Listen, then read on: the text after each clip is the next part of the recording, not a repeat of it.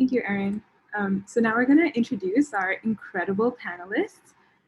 So first up, we have Elayne Elliot. Elayne Elliot is a Bachelor's of Environmental Science graduate at Emory University, the class of 2017. She is the Sierra Club Michigan Chapter's Green Stormwater Infrastructure Community Organizer and leads initiatives to implement and enhance green stormwater infrastructure projects in Detroit and surrounding communities. Prior to joining the Sierra Club, Elayne was a public spaces coordinator at Detroit Riverfront Conservancy, where she managed public programs and expanded partnerships for program offerings. And Elayne began her professional career as sustainability coordinator at Williams College. Thank you so much for being here. We're so glad to have you. Thank you for having me. Excited to be here.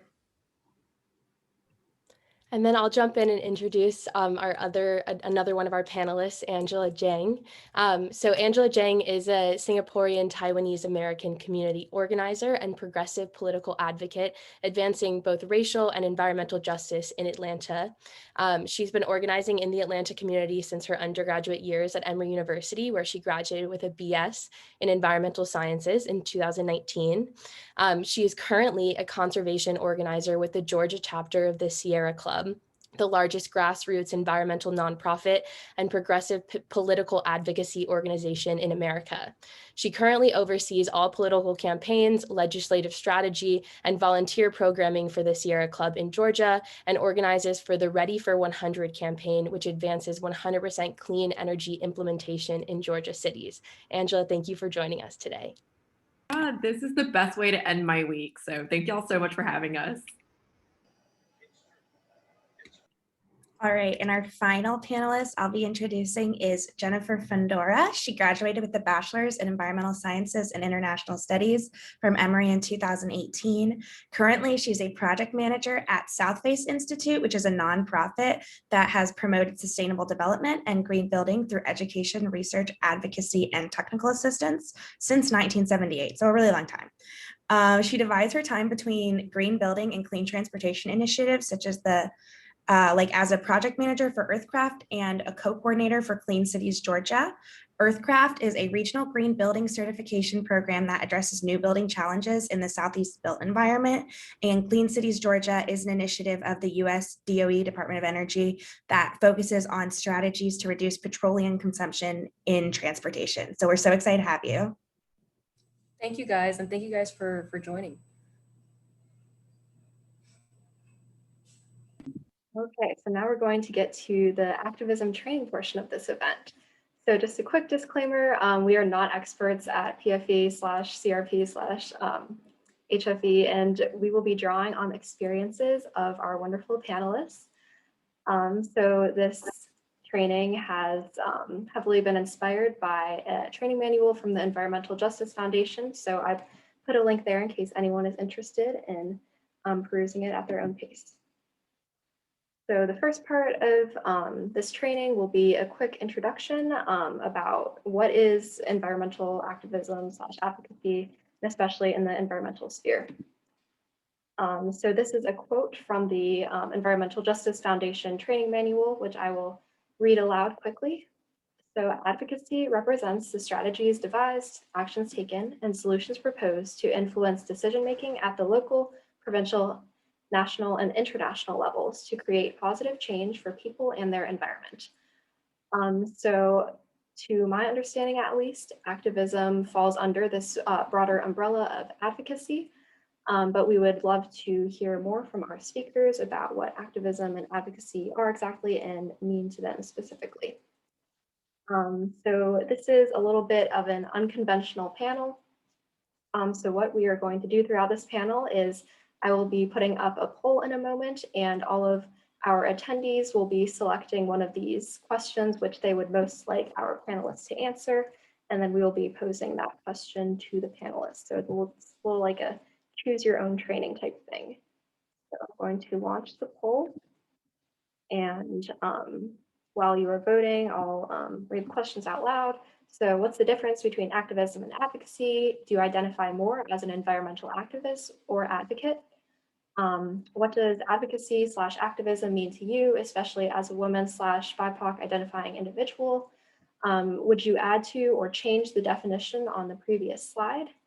And finally, what makes environmental activism / advocacy unique compared to other types?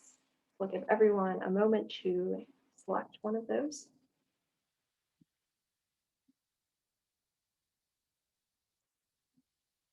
All right, so it looks like most people have voted and, oh, more people just voted. Okay, so it looks like we have a clear winner, and that is the second question. So if one of our panelists would like to answer that question first, I give you the floor.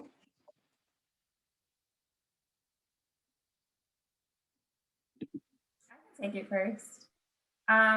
So I'll say in my career, for the most part, I've chosen to work at either organizations or in positions that specifically look at the intersections between the environmental movement and social justice movement. So racial issues, issues of poverty, issues of access and equity. That's been the lens through which I've approached my career. And so I would say for me as a Black woman working in the environmental space, activism is definitely about advocating for equity. Activism is about undoing some of the wrong. So one of my favorite things that I like to point out is that if you look at even maps of where climate issues are most heavily impacting communities, oftentimes when you look at the maps, the communities that are most impacted are not necessarily the communities that are causing those issues. And so when I approach activism, and I would say I identify more as an environmental activist than I do an environmental advocate. Yeah, when I approach those issues, I'm thinking about people that look like me, people who might not have the same access to either information as me or may not be able to understand it in ways that I do, just because of the education and the work experiences that I've had, and I'm trying to figure out how do I both communicate that in a way that's accessible and bridge the gaps between work that communities of color and low income communities are already doing with some of the broader conversations that companies or larger environmental organizations are having without that, and noting that sometimes those folks are not always at those tables. Just snaps, so much snaps to Elayne, and for kicking us off. I'm so glad that we went with this question. So I am a proud second generation immigrant. My parents first came here. My mother's Singaporean, my father's Taiwanese. And just to take a step back from even outside of environmental justice, right? My family, for instance, I'll just even bring up my mother. 2020 was the first time she ever voted in a single election. There's a lot of reasons why that was the case, right? She was working a full-time job. She had 2 daughters to feed. She was basically a single mother. She was still navigating the American system. It's very hard to naturalize as a citizen here. She saw long lines at voting polls. She saw that there weren't people who looked like her voting or representing her in our government and in positions of power, even in our companies, right? Even in our academic institutions, right? We basically barely just got the first few Asian American professors at Emory that I recently heard, let alone a space. So it's about being seen. It's about being heard, and it doesn't mean just articles talking about Asian American violence, for instance. It's actually about naming and seeing the real material problems and struggles that people of color and working class families have. And I think that's why advocacy and activism comes so naturally, is because, folks are not necessarily thinking themselves as activists or advocates when they're trying to fight for material changes, when they're fighting for a decent minimum wage, when they're fighting for basic housing in flood-prone areas, when they're fighting for clean air and water to breathe, right? People don't usually set out to be activists or advocates and they just wake up one morning and be like, oh, that's awesome. Folks who have to come to advocate and be an activist for themselves are doing so to survive and to thrive within the system that we're in. So, kind of just to wrap up, what I add or change the definition on the previous slide, which I think mentions the strategies, advise, solutions to influence decision-making at local, provincial, national, international levels, creating positive change, right? I think this definition speaks a lot to the power of advocacy and activism and how it can really topple systems and reverberate throughout the world, no matter what level you're in. But I really want to challenge folks to think about the who, and to get really specific about who is advocacy for, because I think Elayne did a really good job of that, of saying this is not just about people who have the privilege to take the time to be advocates for themselves. We have to think about who, and together who we're following the leadership of to follow this movement and fighting for climate action and climate justice is with frontline communities and communities that have to bear the most disproportionate impacts here. And I really don't want us to forget about, it's what is creating positive change, right? Creating positive change is also challenging what is keeping us in place right now, of having to deal with climate injustices, coal ash, nuclear impacts and everything. And just thinking about the who is really important when it comes to thinking about all this for me, at least personally. Yeah, I would say, Angela, you verbalized exactly how I came to that question, because I think about like specifically in terms of my upbringing. Like, I was talking to my parents after I graduated college, and I was like, do you guys think you've suffered from environmental racism? And they're like, us? No. And I was like, because if you look at where my family lives, my family, we're from Miami. My parents are Cuban, Latinx, low income. They live in a neighborhood that's like 2 miles from a landfill and 3 miles from a nuclear power plant. And when I read that, I was like, I didn't connect the dots that their air quality issues that affect my stepdad's asthma and has an adverse effect on their health insurance, for example, because they have now pre-existing conditions. They don't connect that with having an issue with environmental racism and environmental justice. Like, they're like, oh, we're just regular people who happen to live in an area that the land was cheaper for some reason. Like, they'd never connected those dots. So advocacy and activism is definitely not something that people just wake up and decide, I'm going to be an activist today. Like, that's my career path. That's what I want to go towards. But I've had to have those conversations with family members to explain to them that they advocating for themselves at HOA meetings or at like city council meetings about how bad trash burning is and how it's affecting Charlie, my stepdad's asthma, is a way that they advocate and are activists in their community. I would say I can't think of anything to add or change the definition apart from what Elayne and Angela said, but yeah, it's more than just the people, because the way I read the definition was very a professional standpoint, like how a nonprofit or an organization would go about implementing solutions. But regular people definitely don't think about, okay, how am I going to change the system? They're just thinking about how am I going to improve my day-to-day outlook. So, yeah. Great, thank you all so much for those answers. We'll move to our next part training. All right, so thank you so much. Those answers were super powerful. Next up, we're going to talk about like planning an advocacy campaign. So very briefly, I'm just going to speak on like some notes about planning. So one of the really important things is thorough planning is key to a campaign's success. You want to try to define your nature, scale, and impact in readily understandable terms and on both all short, medium, and long-term timescales. You need to have solutions and alternatives that are both practical and achievable with consideration of time and cost. And then you, of course, have so many audiences to consider. There's so many different ones: community members, policymakers, the scientific community, educational establishments, and it all kind of depends. The work you do depends a lot on the audience that you're facing and working with. And you want to consider how you can relate to each of these audiences, including those causing the problem and what their motivations might be. So you want to provide all of these audiences with like explicit recommendations to elicit like your necessary responses. And then you always want to bear in mind that you have to have clear aims and SMART objectives. And that is specific, measurable, achievable, realistic, and time bound.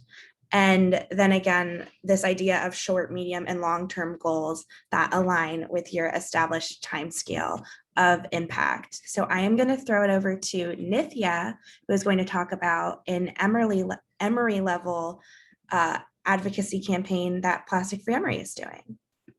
Yeah, thank you so much, Erin. And yeah, so we're just going to talk a little bit about Plastic Free Emory, which most of you may know is dedicated to addressing unnecessary single-use plastic at Oxford Emory's campuses and eventually healthcare and research spaces as well. And we've loosely modeled our campaign after the tenets that Erin just described. So the issue we identified was single-use plastic because of its environmental impact, role in perpetuating social injustices on communities that are located near landfills, like Jennifer just talked about, and its impact on wildlife. And we also chose to address unnecessary single-use plastics because we still recognize that plastic has become an incredibly important part of our daily lives and is really important for people with disabilities, researchers, healthcare workers, frontline workers, and much more.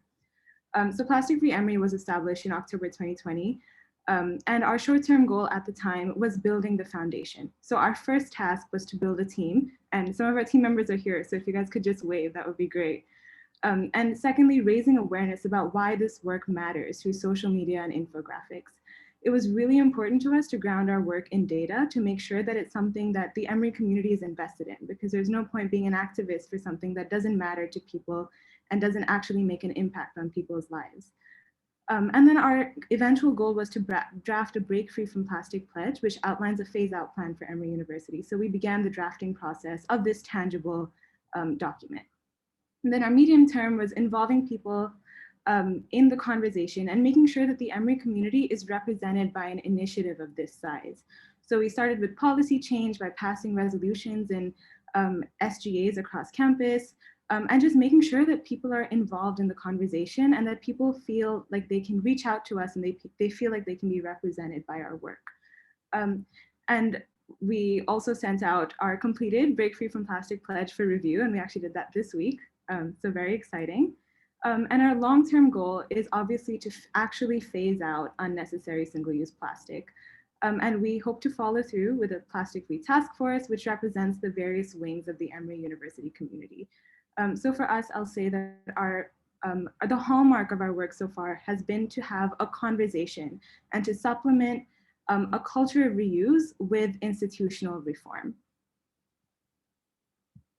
So the next slide talks a little bit about our audiences. So the first group that we looked at was students, because students are the most impacted by any change within a university system. And we reached out to them through social media, mailing lists, surveys, and more. And then secondly, faculty and staff to help bring this conversation into classrooms and help institutionalize the conversation and change. And then administrators. So thinking what appeals to the decision makers at Emory. And then we develop logistics for an actual phase out plan, incentive programs to implement, and much more.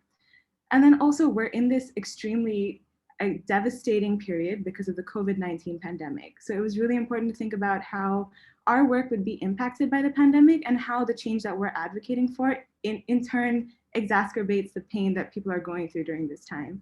So we wanted to think about researchers and frontline workers and think about how our use of single-use plastic is exacerbated during the pandemic, but for frontline workers and researchers, it's an extremely important tool that we can't just get rid of. So we changed our language to unnecessary single-use plastic. So stuff that people are able to just swap out really easily, things that are accessible and easily available for people.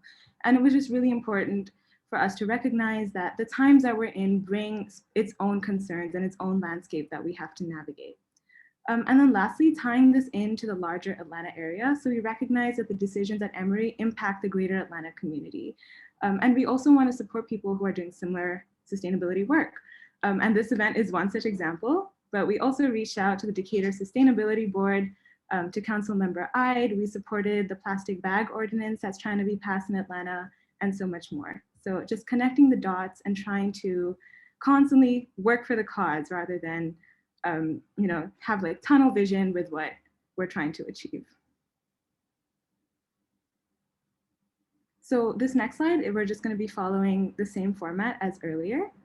So please feel free to answer in the poll, but in the meanwhile, I'll read out the questions. The first question is, what is the most important consideration to make while planning a campaign? Number 2 is, how can you strike a balance between planning a structured campaign while still allowing flexibility to adapt to unforeseen circumstances? And then thirdly, what resources do you use for conducting research which will inform your campaign?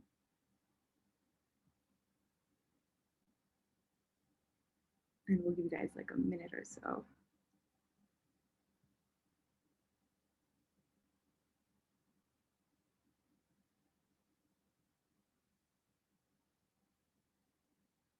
Okay, it looks like question 3 is in the lead. So yeah, we'll let our panelists take it away.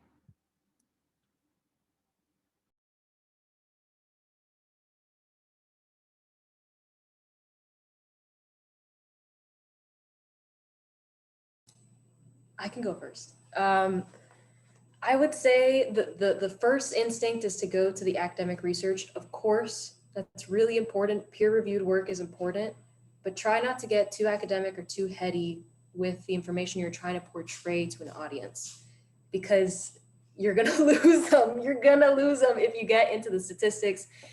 For example, like if you're trying to use numbers, always trying to qualify it or quantify it in a way that people will understand.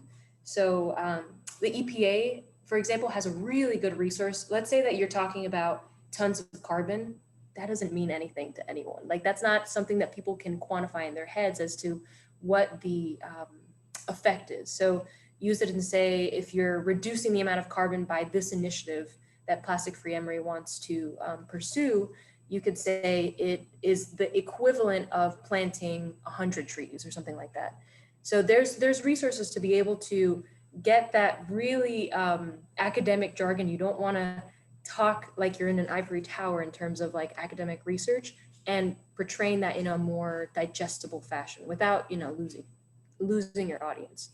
So I would say that's my main tip in terms of making sure the resources you use translate to the people you're trying to communicate with.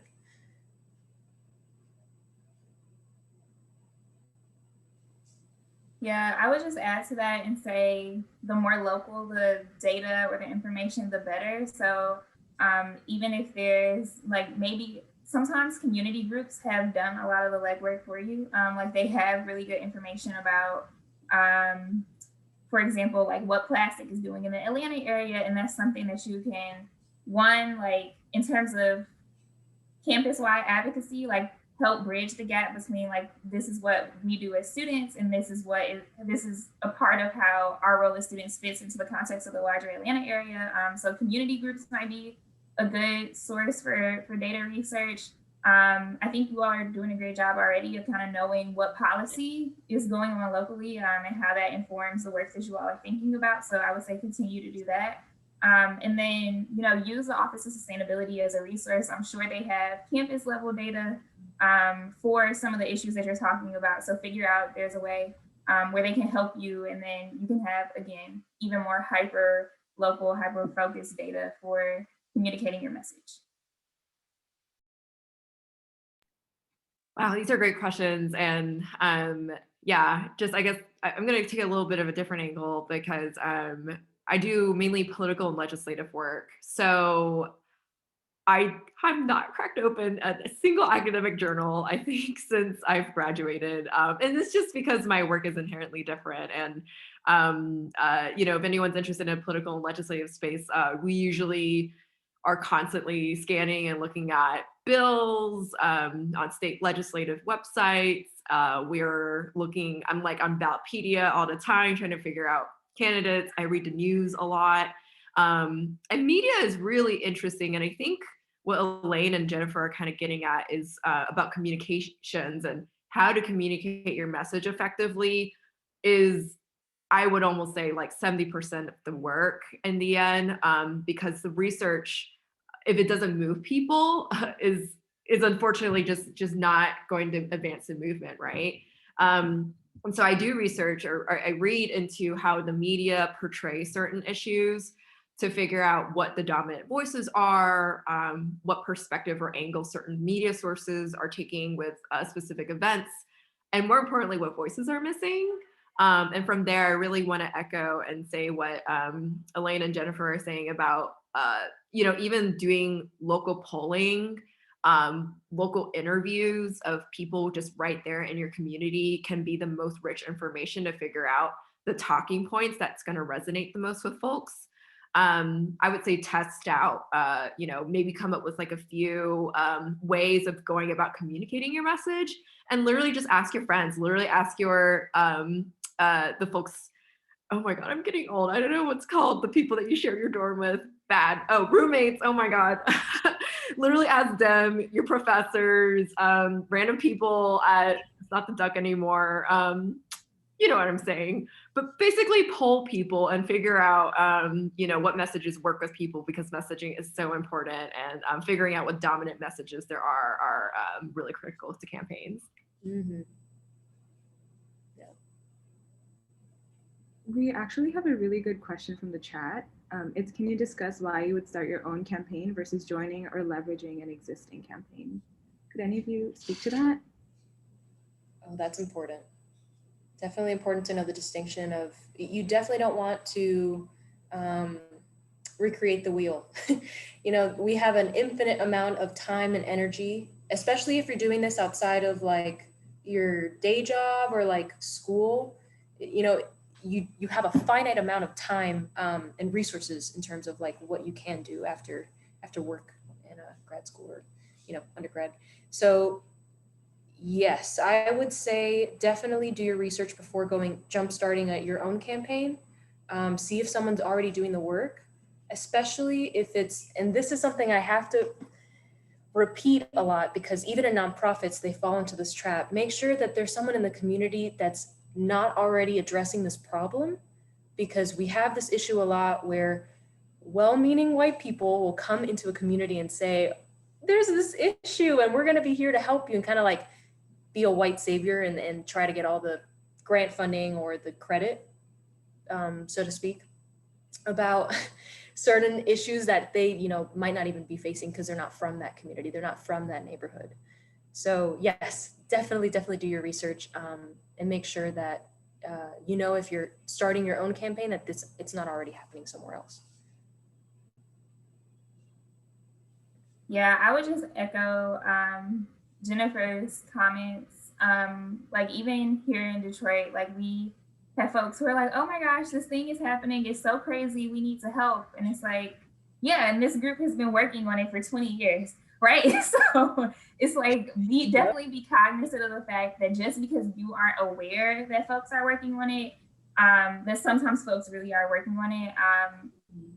Yeah, definitely don't reinvent the wheel. I mean, when you think about most campaigns in general, what gives you momentum is the masses of people who are behind it. And so even if you're creating a new campaign that's somehow different from the ones that exist in reality, if you want to make movement on a citywide or on a national scale, you're going to end up joining forces with folks who are running other campaigns anyway. Yeah. So don't think like, I don't know, like don't see it as like a competition, like just see it as this is my sphere of influence. So for you all, like Emory is my sphere of influence, and I'm willing to use my sphere of influence to help amplify work that folks are doing in the greater Atlanta area, the greater Georgia area, and so on and so forth. Yeah.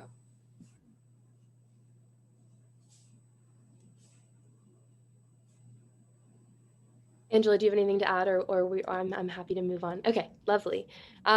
Okay, so Claire, if you'll switch the screen, perfect. Okay, so I'll talk briefly about kind of communicating your message and communicating with sort of decision makers in environmental advocacy and activism.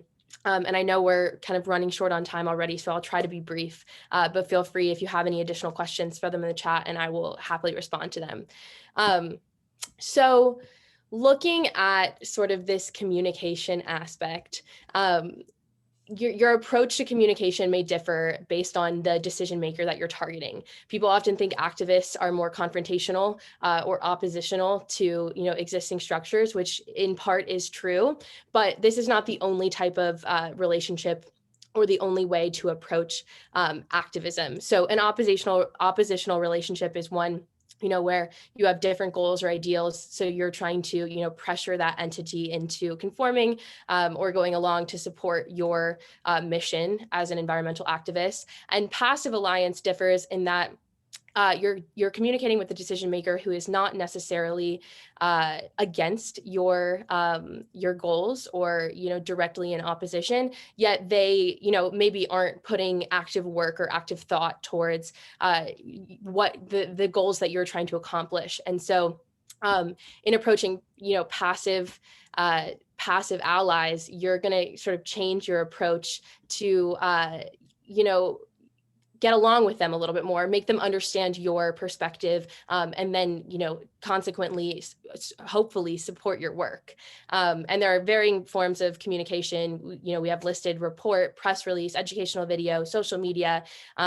And I think someone mentioned in the chat, platforms of communication, and these are some key ones. And there's also, different modes of communication to sort of mobilize support. So petitions, letters, and I'd also say, op-eds, et cetera. I know from Herbicide Free Emory's, my personal experience with Herbicide Free Emory, we're working with a team to target Home Depot banning glyphosate in Atlanta. And so that's, primarily through op-eds and through that external pressure to mobilize that support.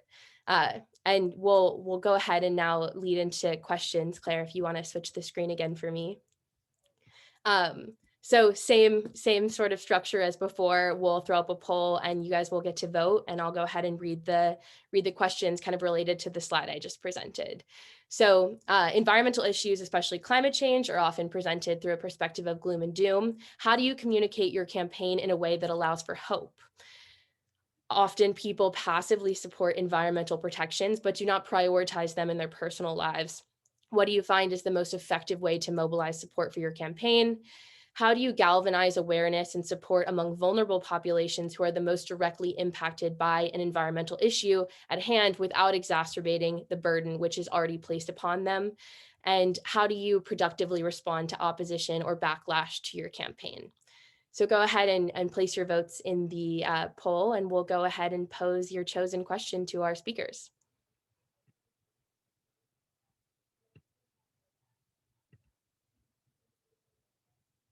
Okay, looks like we have a clear winner, and that is question number 2. Okay, feel free to take it away, either of our 3 panelists. I'll take a stab at it. So this is a great question.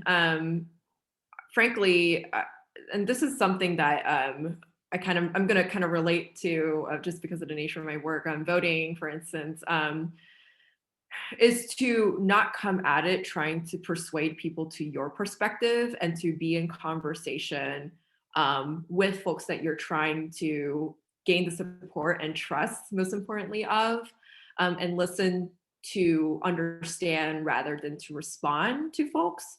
I think, I heard Christy bring up, doing some corporate accountability basically for Home Depot. And, I think what's so important about this work, it's so intersectional, right? And yes, I think we all are well versed here in this space about the root causes of climate change from a scientific basis. But what people care about, like so many of my other panelists have named, is the day-to-day material outcomes for them. And I think it's up to us in the movement to figure out the best ways in which environmentalism intersects with the ways and needs that people have. So to be specific, right, I guess, right, like having quality, affordable housing and not having to buy land because it's cheap just because it's placed near an environmental, it could be like a coal ash pond or a place of pollution, right? How, I think if you come to people immediately with the I guess goal of it being about environmental justice, at the end of the day, they're going to be like, well, yes, but I'm still having to live in an area in low quality housing, perhaps, or near health hazards for myself. And that material change isn't changing for me at the end of the day.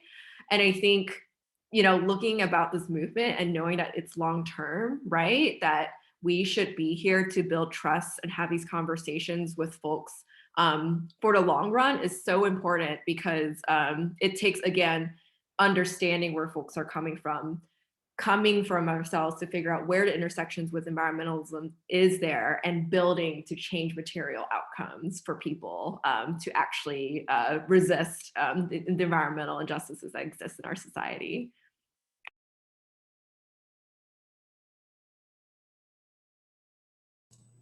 Yeah, I could give an example from my work.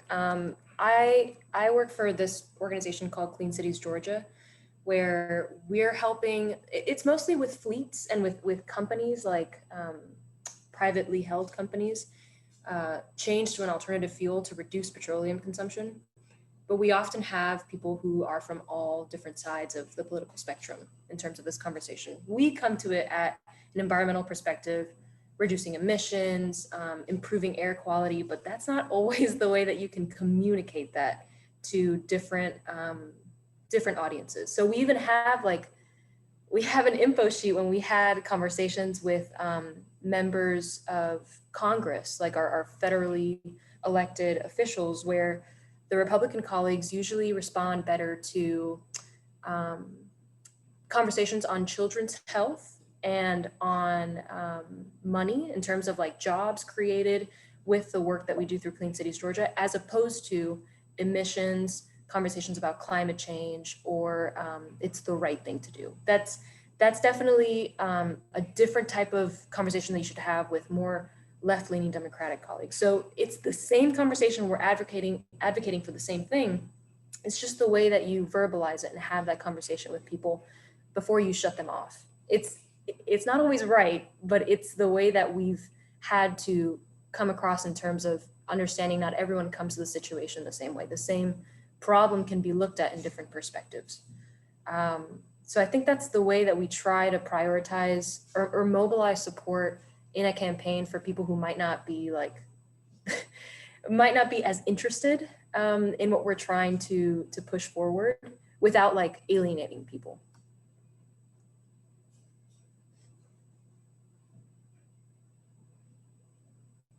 Thanks. Thank you, Jennifer and Angela. Fantastic answers. I think you touched on, a lot of the important methods that we can use to motivate that, personal change and that personal connection with environmental issues that comes from, community literacy and builds through community awareness and engagement. So thank you. Yeah, thank you so much. And with that, we can move into our fourth section. So in this part, we're going to be talking a little bit about the forms of advocacy. And I think we've all experienced how malleable advocacy and activism can be, especially during this remote semester and the situation that we're all in. And these are just a few that are, I guess, hallmarks and the more general forms. So I guess it's also important to acknowledge that every step towards addressing an issue that you care about matters. So from sharing an Instagram post to kickstarting a campaign, it all leads us towards a more understanding and inclusive society. And these are just general forms. So the first is protests. So organizing walkouts, strikes, and much more. And Climate Reality actually hosts climate strikes if that's something you'd like to get involved with on campus. And then secondly, we have direct political engagement. So organizing support to vote for or against those who support or oppose your goals. And this is definitely more of a community effort, and it can be done on a state level, a community level, a county level, or even a college level. And then thirdly, we have boycotts, which overlaps quite a lot with consuming responsibly. So organizing support in the refusal to purchase a product or service, closely tied in with this, supporting businesses and supporting spaces that you care about. For example, supporting BIPOC-owned businesses or sustainable clothing and so on. And then lastly, we have legal challenges. So in many situations, it might be possible to leverage the laws and courts of your county to mount a legal challenge in support of your campaign. So through all this, it's important that campaigners prioritize their safety as well. Although not all advocacy is contentious, some campaigners will focus on issues that will bring them directly into conflict with powerful, corrupt, and dangerous individuals and organizations. So please always make sure to protect yourselves and take necessary precautions, but remember that your voice has power. And I guess we could also talk about this a little bit, and if you guys have questions about it, please put it in the chat. But I think the COVID-19 pandemic has brought in a new wave of online activism, social media initiatives, and so much more. So please don't hesitate to start advocating for your passions. And we have a few questions in the next slide, which follow the same format, and I'll read through them. Which forms of advocacy do you have the most experience with and can be something that's not on this list? Which do you think works the best in terms of environmental activism? Number 2, how do you choose which advocacy strategies you will pursue? Number 3, how have these typical forms of protests adjusted to the pandemic? And 4th, how do you navigate protecting your own safety when working on contentious issues, especially environmental ones?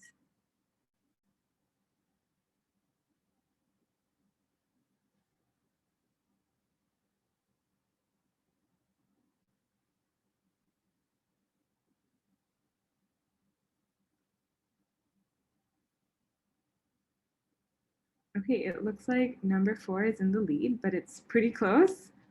So we'll start with number 4, and then maybe we can also talk about the others if we have a little bit of time.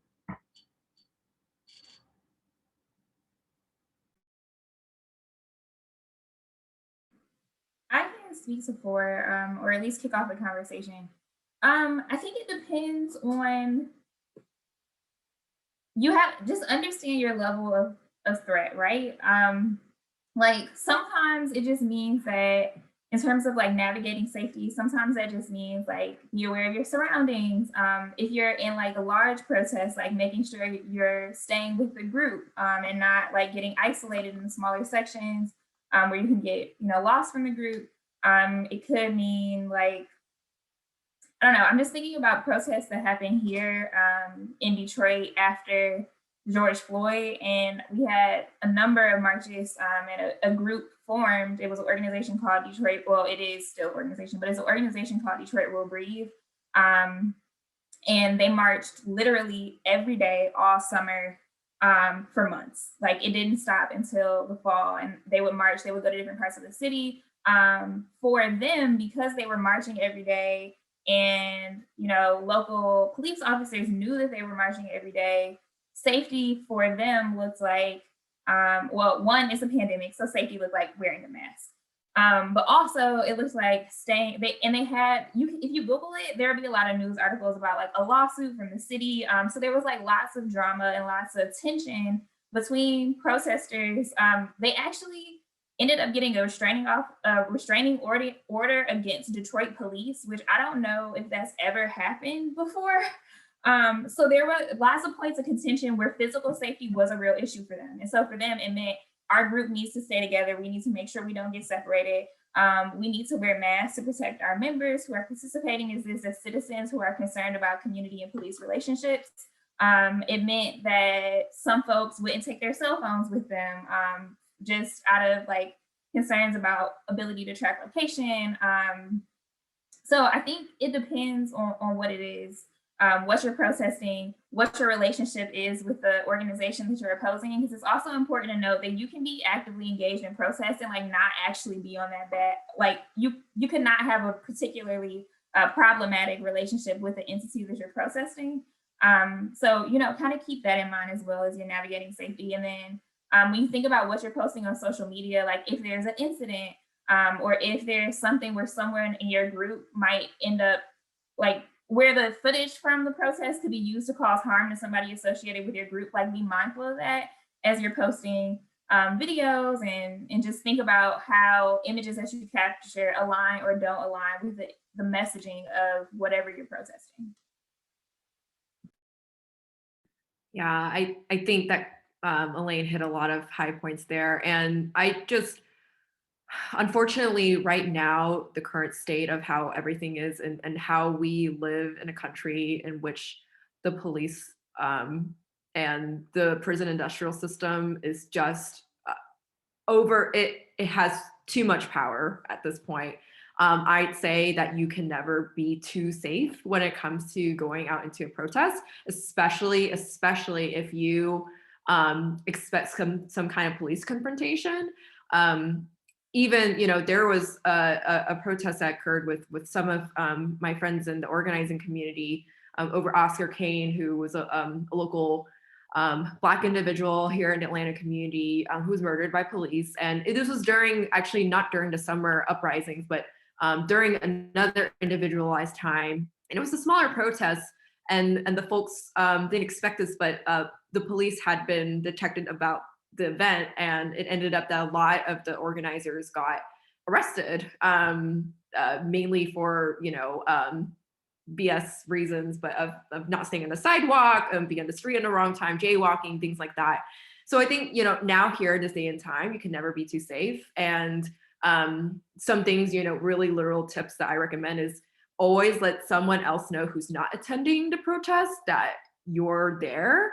I'd even say that, it's good to be well-versed about any legal support and to be ready if you have assessing your own comfort level, if you're ready to get arrested, because there's always that chance at any protest, especially if it's in confrontation with police.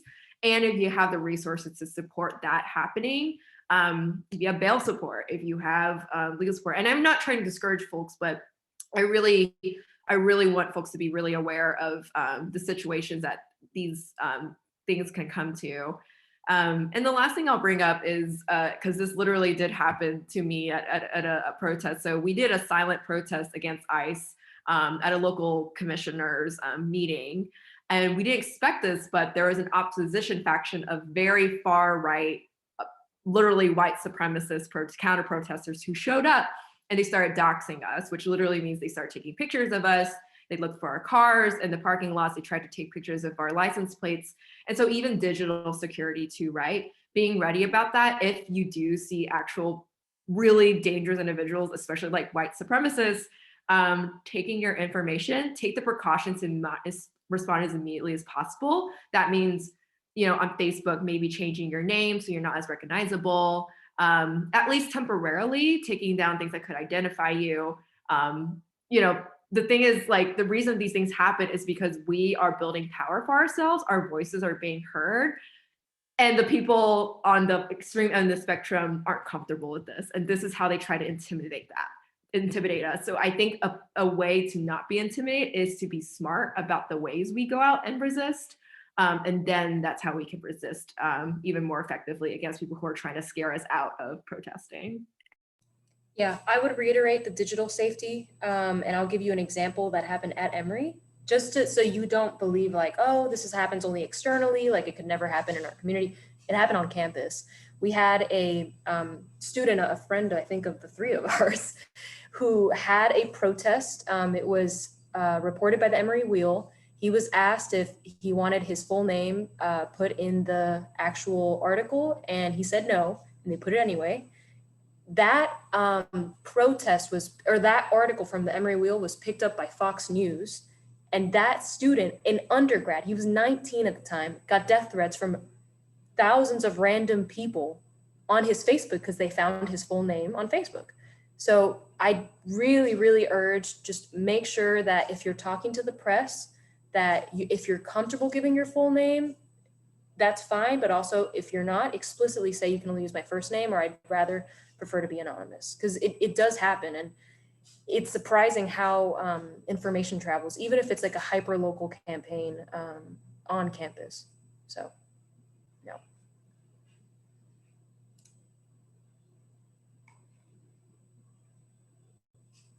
Yeah, thank you so much. Those are such incredible points, especially the note about Facebook, to just be mindful of the situations that we're in and prioritize our safety despite the cause that we're working for. That's all we have for that's all the questions that we have structured, but we'd love to ask our panelists any questions that our attendees have. So feel free to put it in the chat or just unmute. Or if you'd like to go back to something we talked about and get more information about it, we could do that as well. So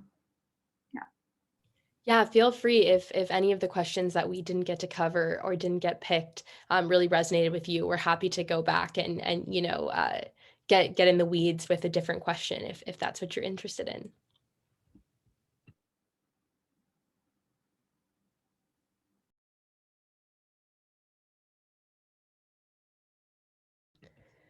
If we don't have any questions right now, since we have, maybe a couple minutes left, I'm happy to pose one myself.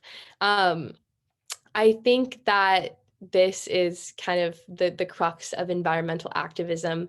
How do you stay hopeful and driven in your pursuits, especially when you're facing, what we just discussed, like so much opposition, the potential for so much opposition, the potential for unforeseen challenges and foreseen challenges. Environmental work is a lot sometimes. So I'd love to get your perspectives.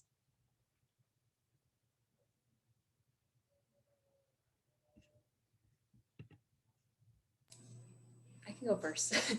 I would say events like these are helpful when you're like knee deep in the work. and like for me, like I don't do a lot of activist work for my like nonprofit job for Southface, just because we're a 501c3 nonprofit. We can't do a lot of advocacy work based on our tax status. I can go into that, but not necessary. But being able to just like distance myself from that work for a little bit, the doom and gloom of just like being frustrated, having this be like your full-time job and sometimes having some setbacks, being able to talk to people who are still really committed and not even in the work yet. And also just like volunteer work, just like classic, just like work with the Sierra Club on the weekends, work with Trees Atlanta on the weekends, like stuff that you can see like a direct impact, especially like project-based work where you like, if you clear a trail and you see literally the fruits of your labor are just completed at the end of a project, it's really nice. I think that's what keeps me sane, at least. Yeah, I think Jennifer brought up an interesting point about like this work also being your full-time job. I think part of what keeps me like grounded and excited about it is setting boundaries, so that I'm not working all the time, so that I'm not like, I don't know, but it's easy when you enjoy the work that you do. It's very easy to work all the time. And so, especially with the pandemic, I definitely had to set some boundaries and like explore things that I enjoy that are not necessarily environmental, or things like I started birding. I never birded before. And so it's like something that is outdoors that I enjoy and is environmental, but has nothing to do with my work. So.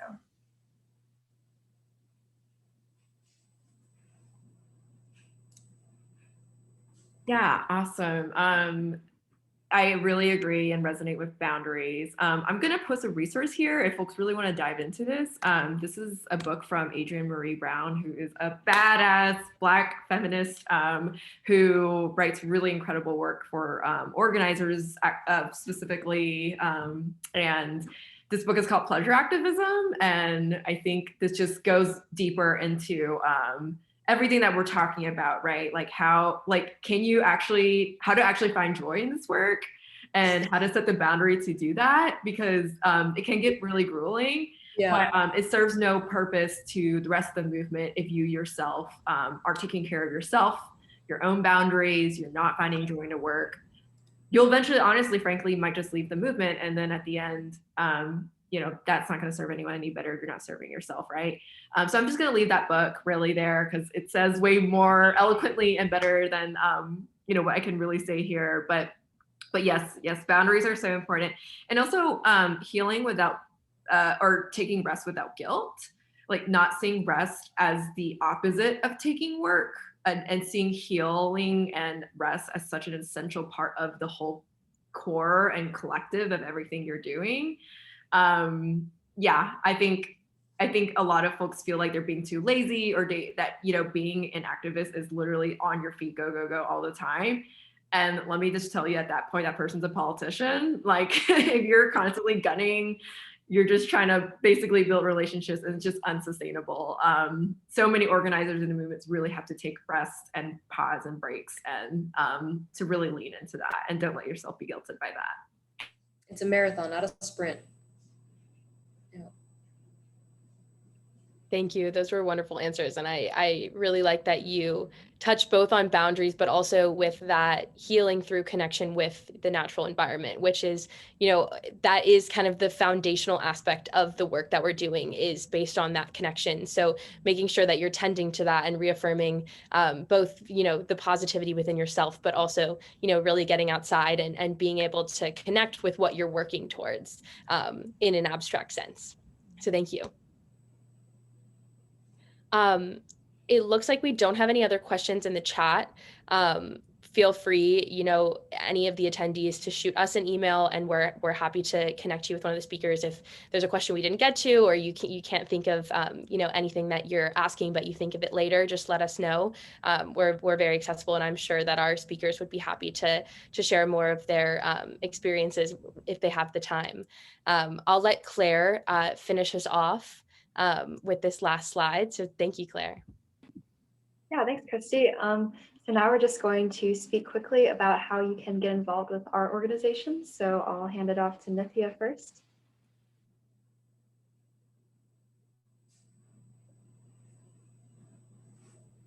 Sorry, my Wi-Fi cut out, but I'm assuming that we're closing off. So this is just a slide with ways you can support us. For Plastic Free Emory, I'm sending a link in the chat.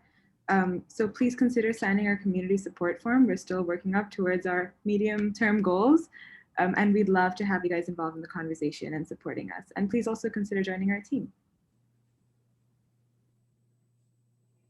Yeah, so from the Climate Reality Project end, we are hosting a virtual climate strike on Earth Day, and it would be amazing if you all could attend. We're also looking for speakers right now, so I will send 2 forms in the chat shortly. One is for if you're an interested speaker, and one is if you would just like to be an attendee. And I'll finish us off by talking about ways to get involved with Herbicide Free Emory. We have 2 ongoing grant-funded projects on campus, one to support invasive species signage in Lowwater, as well as on-campus weeding days in Baker Woods and other areas around campus. And then we are also gardening and constructing an organic living wall on campus. So there's a bunch of ways to get involved from that end, and that's, really interacting with the land like we've talked about a lot. There's other ways to get involved. I'll send a link to our email list. You can write op-eds, you can, get involved with the policy or the research side. We're starting kind of research endeavors looking at pesticide and herbicide use on our campus. So I'll shoot the link to the Google form to sign up for our email list so you can be aware and as involved as you'd like to be with our future projects. All right, so just in conclusion, thank you all so much for coming. We found this discussion to be really insightful, and we hope that you feel empowered to continue to develop your activism skills and ultimately apply them both at Emory and beyond, and to environmental issues and beyond. So this is just one final reminder to fill out this Google form, and afterward we will email you an official certificate to commemorate your participation in this training. So have a great weekend, everyone. And most importantly, thank you to our panelists. Thank you, Elayne, Jennifer. Thank you so much. Thanks, y'all. Thanks for your time.